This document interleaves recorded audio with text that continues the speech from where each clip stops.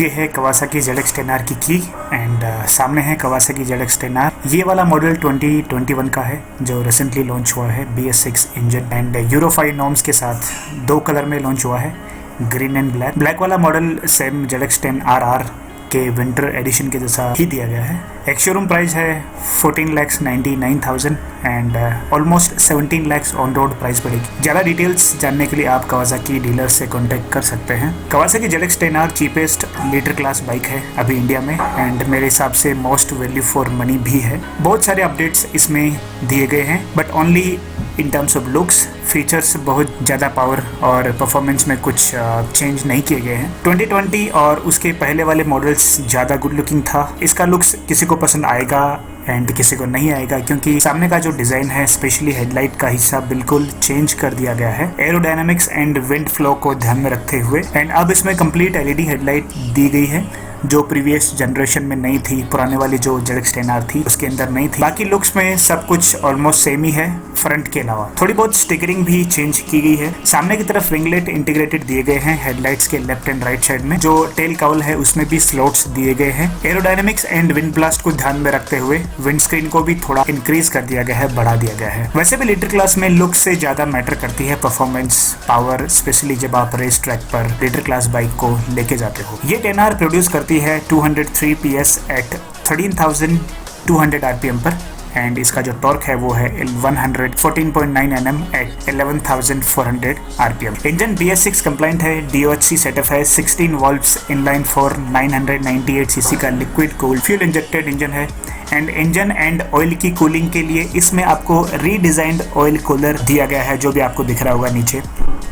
2021 10R मेरे हिसाब से अपडेट्स के साथ आई है, ना कि actual power and performance upgrades के साथ। इस अपडेट में इंजन को ट्यून किया गया है सिर्फ BS6 और यूरो 5 नॉर्म्स से कंप्लाइंट करने के लिए। ज्यादा कंपैरिजन इस बाइक का होंडा की CBR फायरब्लेड से किया जाता है जो ऑब्वियसली इससे महंगी है बट 15 PS का ज्यादा पावर प्रोड्यूस करती है। मैं यहाँ पे बात कर रहा हूँ CBR Fireblade RRR। Inline 4 litre class bike जो होती है वो मिड RPM से बहुत ज्यादा पावर प्रोड्यूस करती है। बॉटम और लोअर RPM में ज्यादा क्विक रखने के लिए Kawasaki ने 10R में first, second and third gear में शॉर्ट गियर रेशियो दिया है ताकि इनिशियल और लोअर RPM में भी बाइक क्विकली पिकअप करे। और उसके लिए Kawasaki ने रियर चेन स्प्रोकेट में एडिशनल 2 टीथ, दो एडिशनल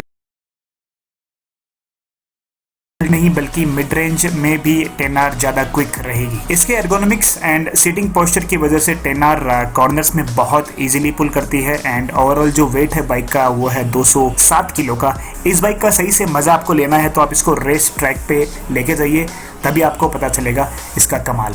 सीटिंग पोस्चर में भी चेंजेस किए गए हैं, स्पेशली रेस ट्रैक पर जो लोग इसको यूज करना चाहते हैं उनके लिए सीटिंग पोस्चर बहुत इंपॉर्टेंट है। फुट पैक्स थोड़े से रियर सेट है एंड सीट थोड़ी सी ऊपर कर दी गई है एंड जो हैंडल बार है उसको थोड़ा सा सामने कर दिया गया है ताकि आप रेस ट्रैक पर जब इस मशीन को चलाते हो तो आराम से विंड स्क्रीन के पीछे आप छुप सके एंड विंड ब्लास्ट को आप कम कर सके। जो लोग डेली राइड करते हैं या फिर वीकेंड पे राइड करते हैं रेस ट्रैक के अलावा उनको थोड़ा बैक पेन या फिर रिस्ट पेन थोड़ा ज्यादा हो सकता है बिकॉज इसका जो सीटिंग पोस्चर है मेरे हिसाब से अभी सुपर स्पोर्ट्स कैटेगरी में मोस्ट अग्रेसिव है। 2021 में स्विंग आर्म को इंक्रीज कर दिया गया है जिसकी वजह से बाइक ज्यादा ग्राउंडेड रहेगी and power delivery rear wheel पर और ज्यादा इजी होगी। थोड़ा सा चेंज इसका जो वेट है उसके मैकेनिज्म में भी किया गया है। जो वेट है वो ज्यादा सामने की तरफ फील होगा बट इसका मतलब ये नहीं कि आपको राइडिंग में या फिर जब आप ट्रैक पे राइड करते हो वो टाइम पे आपको कुछ दिक्कत होगी। Best in class 120 mm travel 43 mm USD forks, fully adjustable Showa suspension आपको फ्रंट में दिया गया है and fully adjustable rear 115 mm travel के साथ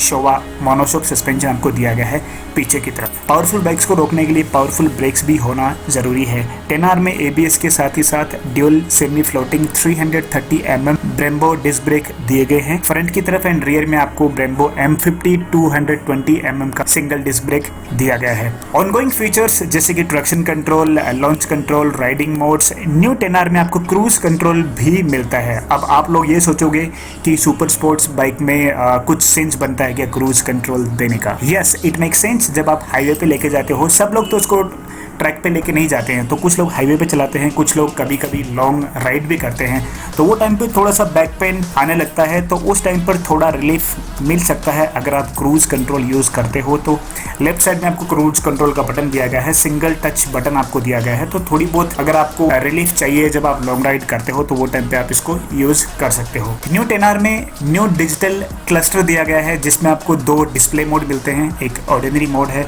जो आप डेली राइड करते हो, दूसरा है ट्रैक राइडिंग मोड जिसमें आपको track time, lap time, best time etcetera की डिटेल्स मिलती है। राइडिंग मोड्स के बारे में तो आपको पता ही होगा कि इसमें आपको 4 राइडिंग मोड्स मिलते हैं। एक है स्पोर्ट्स, दूसरा है रोड, तीसरा है रेन एंड चौथा आपका राइडर का मोड जो आप खुद मैनुअली सेट कर सकते हो। और हाँ, आप ब्लूटूथ से भी बाइक के सिस्टम कंसोल को कनेक्ट कर सकते हो। सारी डिटेल्स आप अपने फ़ोन पर देख सकते हो। राइडियोलॉजी दी ऐप डाउनलोड करके आप प्ले स्टोर से डाउनलोड कर सकते हो, इसको कनेक्ट कर सकते हो।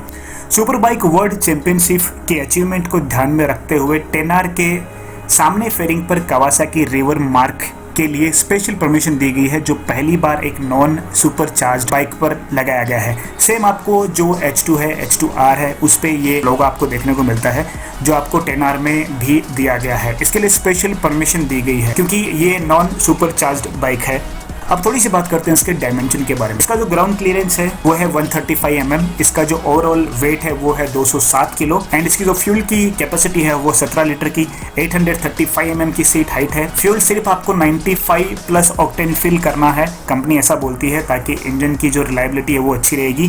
फ्रंट जो टायर है वो आपको दिया गया है 120/70 17 इंच का एलो व्हील है ऑब्वियसली। रियर में आपको दिया गया है 190/55 17 इंच का टायर दिया गया है, जिसकी रेटिंग W है। अब W रेटिंग का मतलब ये है कि आप आराम से 270 प्लस किलोमीटर की स्पीड ये टायर्स के साथ अचीव कर सकते हो। अगर आपकी हाइट 5.7 से कम है तो trust me you will have hard time, मतलब आपको ये चलाने में थोड़ी बहुत दिक्कत हो सकती है। लेकिन अगर आपकी हाइट 5.7 फीट या फिर उससे ज़्यादा है तो ये बाइक को आप आराम से चला पाओगे। प्राइस मैंने आपको बता दिया है। ज़्यादा अगर डिटेल चाहिए आपको प्राइस के बारे में तो आपका जो लोकल डीलर है कावासाकी का, आप उनसे कांटेक्ट कर सकते हैं। अगर आपको ये वीडियो पसंद आए तो प्लीज़ लाइक ज़रूर करें। आपके कुछ कमेंट है, आपके कुछ क्वेश्चन है तो आप मुझे डायरेक्टली इंस्टाग्राम पे पिंग कर सकते हैं। मेरा इंस्टाग्राम ID है बाइकर प्रकाश चौधरी। आप नीचे भी कमेंट बॉक्स में मेंशन करके आप क्वेश्चन पूछ सकते हैं, मैं वहाँ पे आपको रिप्लाई कर दूंगा। एंड आप मुझे इंस्टाग्राम पे भी फॉलो कर सकते हैं। इंस्टाग्राम ID मैंने आपको बता दिया है, बाइकर प्रकाश चौधरी। तो मिलता है आपको कल एक फिर नए वीडियो में। तब तक के लिए जय हिंद, वंदे मातरम, ride safe and always wear your helmet. Bye bye, take care. चला शेवटचा पॉइंट. रितू, काय झालं? पिरियड्स आहेत.